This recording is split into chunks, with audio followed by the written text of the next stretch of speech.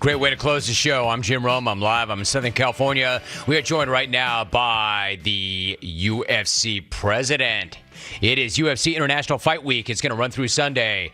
UFC 276 is a big one. Big card. Adesanya versus Cannonier Saturday, live from Vegas on pay-per-view, and a lot more than that, too. Dana White is joining me right now. Dana, what's going on? How you living? What's up, buddy? How are you? Good, dude. You got Fight Week. You got a massive card on Saturday. You've got the prelims on ABC. You've got the main card on ESPN pay-per-view. So how is your week shaping up?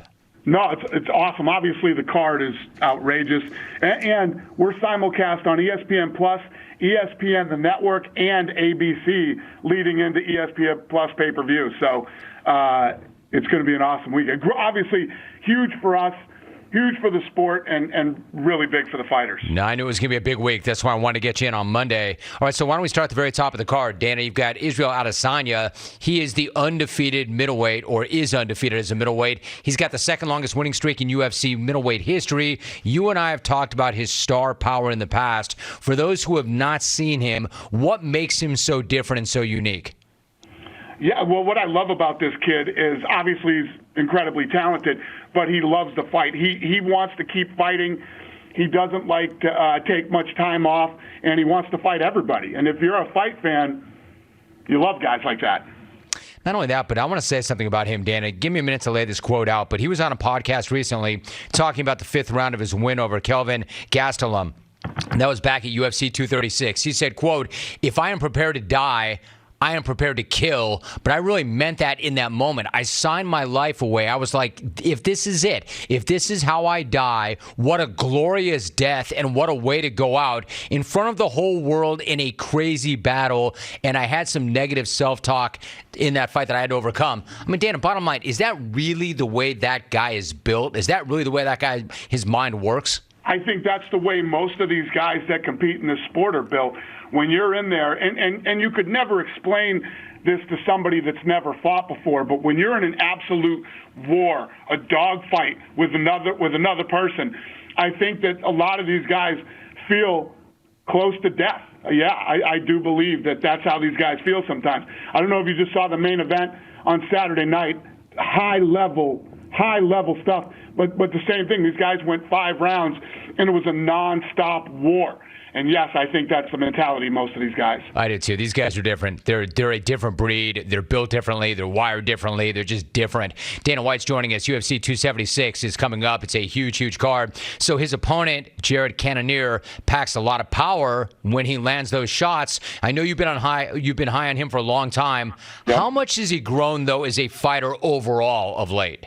A lot. What makes this fight super exciting is obviously both of these guys have the knockout power. Both of their wrestling has been questioned in the past, and Cannonier really focused on that wrestling. And, this should be a fun one, man. This is a really good fight. I think it's going to be a great fight. We're talking to Dana White. So Dana, Adesanya was talking about Jon Jones the other day, and he said in part, quote, "Go fight Francis," or even like, I don't know, stop being on TMZ. End of quote. So how close are we to Jon Jones stepping back into the cage again? Do you have a sense of a time frame and an opponent? Anything? Yeah, Jon Jones is ready to go. We're just waiting for an opponent. It's either going to be Francis, depending on how long his knee is going to take to recover, or Stipe Miocic. All right, so Dan, if you had to guess, Jones turns 35 next month. He has not fought in more than 2 years. Any idea how he will look if he does fight again? It's very interesting because I'm a huge believer in ring rust, but for all the negative things you could say about Jon Jones and his personal life and things that have happened, he's the best. He's definitely the best of all time. All right, so we'll see how that plays out. Dana, the co-main event Saturday is Alexander Volkanovski defending his featherweight belt against Max Holloway. It's going to be the third time they have faced off, with Volkanovski winning the first 2 by decision. What are you expecting in this fight? I don't. This is a fight that absolutely has to happen. If you look at all the great things that Volkanovski has accomplished, since winning the title, he's got to get this Max Holloway thing off his back. They got to fight one more time. And for Max, obviously, the other fights were so razor thin close. Holloway has to go for this one more time, too. So this is a fight that absolutely has to happen with two of the best of all time in that division, and we'll see which way it goes. All right, so Dana, if Volkanovski wins on Saturday, how strong is his argument as the greatest featherweight of all time? Pretty strong. Pretty strong. And then if he does, what do you do with him? Are you open to him moving up for another belt? That's what he talked about. From what I'm hearing recently, he's been saying he's thinking about moving up to 55. So, you beat Holloway again, you let that guy do whatever he wants to do. Dana White's joining us. So, Dana, of course, Nate Diaz has been making some noise about wanting to fight Jake Paul. You made the point that he's won one fight in the last 6 years and went on to say that he probably should fight Jake Paul. Nate tweeted, "Send the release." As you and I have talked about, it's never boring with the Diaz brothers. So how likely is it that we see a fight with Jake Paul and Nate? Who knows? Listen, he's got one more fight with us. And then, he can go do whatever he wants to do. Dana, how would that fight go? If that fight went down, how do you think that fight would go? The Jake Paul fight? Yes. I have no idea. I could care less, to be honest with you. I was going to say, Dana, you don't care, do you? No, I don't. I do not. But, like I said, at this point in his career, yeah, I get it. I totally get it. Do you expect him to honor that contract and fight that one last fight with you?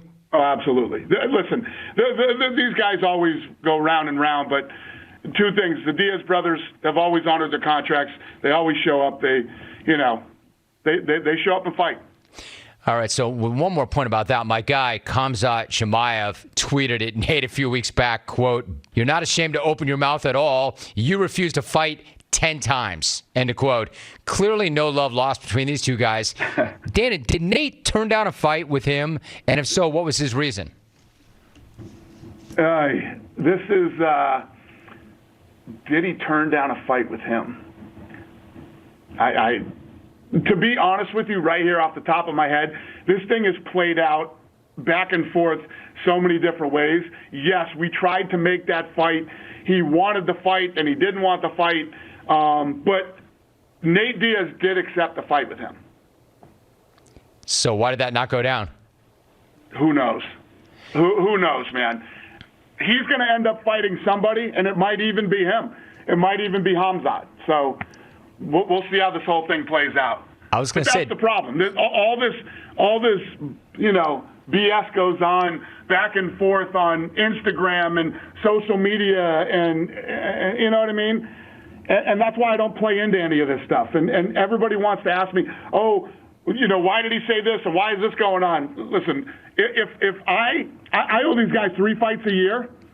If I wasn't honoring my contract, we'd be paying Nate to not fight. So once we get a fight done with him, we'll get it over. He's either going to, I don't know, stick with us, or he's going to go on and fight somebody else after his UFC career. So who knows how this will play out. Dana White, my guest. Dana, what's next for Chimaev? I don't know. We're working on it right now. We don't have a fight for him yet. We're working on it. We're working on a fight for him. We're working on a fight for Diaz. We're working on a fight for Dustin Poirier. I mean, there's nothing but drama over here every day.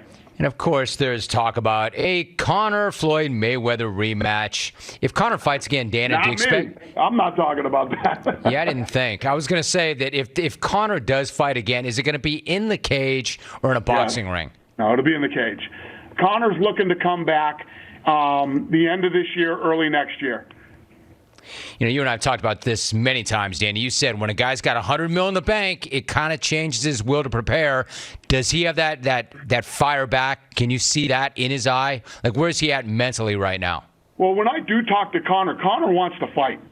Conor gets all kinds of offers for movie roles and all these other things that he could go and do and make money, and he doesn't want to do any of that. Conor wants to fight. I was going to say, Dan, I've got about 60. Does he want to fight or does he want to get paid? Which is more important to him right now? Well, he does both. When he fights, he gets paid. So fighting is what he wants to do. All right, so it's a huge week. UFC International Fight Week is going to run through Sunday. UFC 276 headlined by Adesanya and Cannonier. Dana White is the UFC president. Dana, thanks so much. Great to have you back. You too, buddy. Happy 4th.